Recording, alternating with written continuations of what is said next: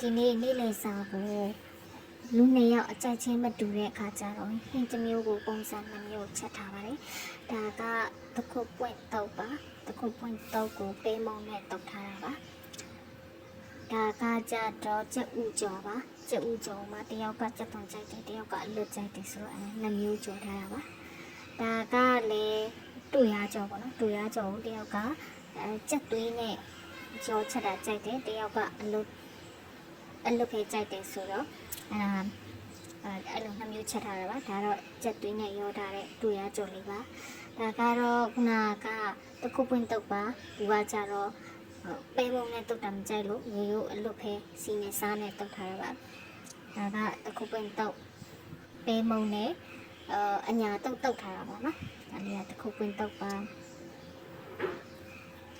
ဒါလေးကကျတော့ကျက်ဥကြော်လာလို့ပဲကျက်သွန်ကြိုက်တဲ့သူရမကြိုက်တဲ့သူရနှစ်ယောက်ဖြစ်နေတဲ့ခါကျတော့ဟင်းကတော့၃မျိုးလေးပဲဒါပေမဲ့6ခွက်ဖြစ်သွားပါတော့ဟင်း6ခွက်ဖြစ်သွားပါတယ်စားကြပါဦးနော်